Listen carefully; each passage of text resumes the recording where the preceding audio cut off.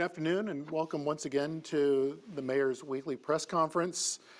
It is October 5th at about 2:06 p.m. It's 77 degrees outside and beautifully sunny. I just walked the length of Court Street down to Baker Center and back, and believe me, it's ridiculously nice. So get outside. I don't know why you're watching me right now. You need to get outside.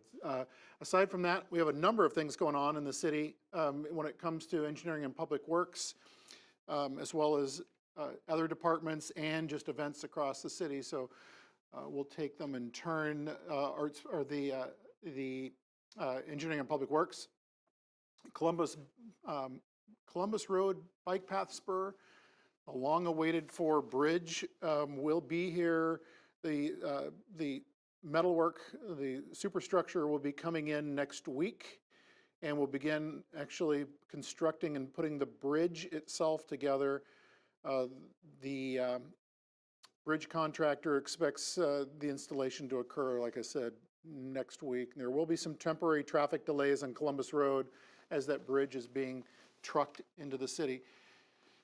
The, again, projects going on in terms of the waterline improvement project, which consists of Grand Park, East State Street to Dalton, and Dalton Avenue, Grand Park Boulevard to Avon Place. So that project is still underway. York Paving is the contractor on that particular project. Residents of Grand Park and Dalton within this project may experience some brief water outages throughout that time. We encourage everyone to certainly go to the city's website as well as look for any placards that we would put up with regards to any boil orders. You can certainly call 594-5078 for any updates on that particular project. Franklin Avenue infrastructure improvement projects. This too is still underway. AEP is currently moving utility poles in that area. So you can expect some rerouting of traffic through Franklin Avenue as that project continues with sidewalk replacements. Believe pretty much the sidewalk replacement is taking place. There will be some cleanup that'll be going on the sidewalks, but certainly the utility poles being relocated. So just be aware of that. The fire department is kicking off their campaign, a campaign during Fire Protection Week, which is October 9th through the 15th. The national theme is "Don't Wait, Check the Date," which encourages people to check the manufacturer date on their smoke alarms. If the date on your smoke alarm is more than 10 years old, the entire unit needs to be replaced to keep you safe. Smoke alarms are less expensive, less effective than after a 10-year period of time, less effective in being able to detect smoke in your house. Some other events coming up through the fire department. October 22nd, there will be a smoke detector drive. And on October 26th, the fire department headquarters, I don't know if this is including Station 2, but they are going to be having an open house. So everyone, please come on down to headquarters on Columbus Road for the open house and come out and check out the equipment, check out their digs, as well as get to know our firefighters. The 2016 leaf pickup schedule is out. Area 1, which is pretty much encompasses the east side of the city, as well as the far north end of the city. The pickup will be October 17th through the 21st, November 7th through November 10th, and then November 28th through December 2nd. Area 2, which pretty much encompasses the central uptown area as well as the west neighborhoods, is going to be October 21st through the 28th, November 14th through the 18th, and December 5th through the 9th. Area 3, which is pretty much all the south side of the city, leaf pickup will be October 31st through November 4th, November 21st through the 23rd, and December 12th through the 16th. Final sweep throughout the city will be December 19th through the 22nd. I'm sure this will be up on the city's website. If not, it will be shortly so that everyone can find the link to that for the leaf pickup schedule. This is going to be a busy weekend. This is Ohio University's homecoming. A couple things going on in the early AM on Saturday, the 8th. There's a class gate ribbon cutting ceremony that'll be taking place. So everyone's encouraged to come to that. I know that Joe Lally, Provost Pam Benoit, myself, as well as President Roderick McDavis will be speaking at that event. Again, 8:30 a.m. on Saturday morning, and then starting promptly at 10 a.m. that morning is the homecoming parade. There are a number of closures that one will find to protect the parade route. The main thoroughfare to get around from the south side of the city, in other words, up from Richland Avenue, if you're using Richland Avenue heading north to get into the uptown area, we're advising people to use South Schaefer Street. You'll be detoured onto South Schaefer Street, on up through North Schaefer, and then from West State Street on across, heading in an easterly direction into the uptown area. Another thing I want to make sure that I stress to everyone is that the new parade route this year is will be using Washington Street. It'll be coming further up Court Street and then taking a right onto Washington Street, right in front of the parking garage and the city building. And so we're encouraging people who are going to come and use the parking garage to observe or participate in the homecoming parade to please get there early because it will be closing, that section will be closing, I believe, around 9:45. Also to make note, if you're going to use the parking garage for the homecoming parade, be prepared to be there for the duration of the parade, because once the parade starts, there will be no one will be allowed to exit from the parking garage. So anticipate being in that parking garage from 10:30, 10:45 on to noon and possibly a little bit sooner, depending on when the tail of the parade passes by the city building and the parking garage.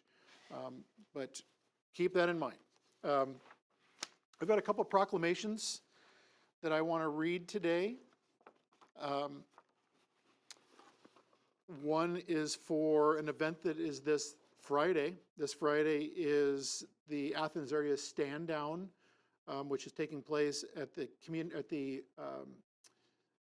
county fairgrounds out on West Washington, or on West Union rather. So I want to read through the proclamation real quick.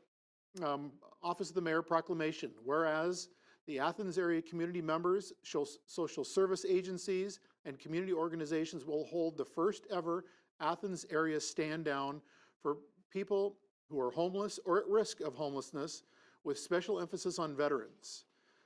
And whereas stand down is a term that is used in times of war in which exhausted combat units come off the battlefield and rest and recover in places of safety. And whereas today, the community-based stand down refers to programs that provide and assist homelessness and near homelessness individuals transition to community living by providing access to social service agencies, including benefits counseling, employment resources, behavioral health resources, medical screenings, legal assistance, and other resources. And whereas the homelessness affects people in the Athens area in additional ways beyond our veteran population, and we want to reach out to help all in need who are capable of assisting. And whereas the stand downs have been used as an effective tool in reaching out to people who are homeless, both veterans and non-veterans, by connecting them with resources they need to address the problems and rebuild their lives. And now, therefore, I, Steve Patterson, the mayor of the city of Athens, Ohio, do hereby proclaim October 7th, 2016 as Athens Area Stand Down Day and urge all citizens of the city of Athens to recognize the positive impacts of this event to assist the homeless and veterans, and to express gratitude to all those who serve and continue to serve. The second proclamation that I have is a proclamation for the Lions Club Lions World Sight Day. Office of the Mayor, proclamation. Whereas on October 13th, communities across the world will join together to recognize Lions World Sight Day. And whereas, because of the outstanding contributions by the Athens Lions Club and Lions Club International that have made to assist communities in need with vision health, they are deserving of a special recognition. And whereas, since the founding of the Athens Lion Club in 1946, the club has actively supported our community to educate the public about the importance of proper eye health care. And whereas, as individuals and throughout their organization, Athens Lions Club members have dedicated countless hours of their time for local projects and to raise funds for community health. And whereas, I would like to take this opportunity to commend the Athens Area Lions Club and their efforts on behalf of our community. Now, therefore, I, Steve Patterson, the mayor of the city of Athens, do hereby proclaim Thursday, October 13th, 2016 as Lions World Sight Day in the city of Athens, and call upon our citizens to join with the Athens Lions Club in their efforts to promote vision health. Along with that, the Lions Club is encouraging people to recycle their used glasses. They can do so at Kroger and at Walmart, and as well as the Athens County Library. There are 3 common locations. So those are the 3 common locations. They also will have receptacles throughout the city and other places. You can reach out to www.e-clubhouse.org /site/Athens, Ohio /page 8.php. That's pretty much all I have in terms of announcements. One last announcement that I do want to make. The month of October is Breast Cancer Awareness Month. I believe the cupola is lit up pink for the month of October, but I also want to point out to everyone that as a fund drive or campaign for Breast Cancer Awareness Month, we have these fantastic t-shirts that are on sale. The Athens Fire Department, Fire Rescue, as well as Chi Omega have teamed up this year. These t-shirts are $15 a piece. The money again goes to benefit the Breast Cancer Survivors Network of Southeastern Ohio. So that said, please, if you see fit to donate to that particular cause, and plus you get a really nice t-shirt. I happen to buy 2, one for myself and one for my wife. That's all the announcements that I have. Now I'm going to turn it over to the Post that has some questions today, I believe. All right, yeah. I'm Bennett Leckrone with the Post, and today all of our questions involve the proposed Home Street connector that would connect East Park Drive to Home Street. So what is the need and necessity for this connector to be built? Well, the connector concept has come forward because there is an opportunity. There is some funding that came from funding that was coming into the East State Street improvements. And so the idea was to think about possibly having a connector that would connect to home, either kind of circumventing the public library or cutting across between the river and the library, in between the bike path and the library, and connecting to home.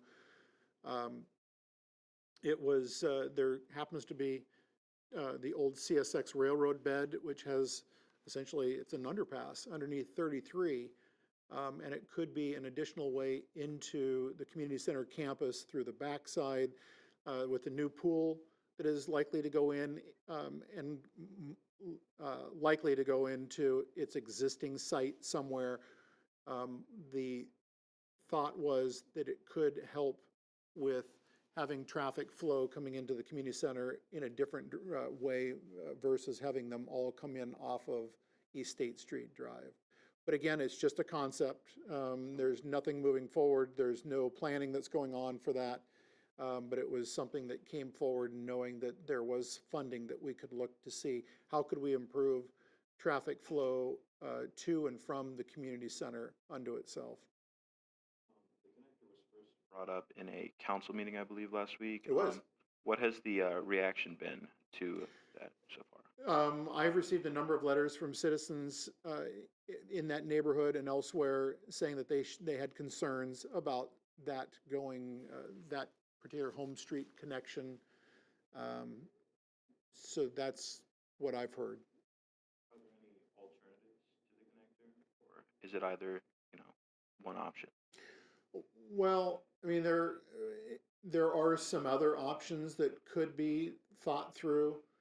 And it was also shared during city council, with the new, what will be the new Stimson Avenue roundabout, the possibility of connecting the roundabout, across through, again, further out than Home Street, going further on down in that area and connecting Stimson, kind of thinking ahead in terms of traffic flow. But even that received some concern from citizens in the city. All right. Well, that's all we have for today. Great. Thank you. And thanks everyone for tuning in again. We will see you, or I will see you, actually you'll see me, next Wednesday. Have a good week.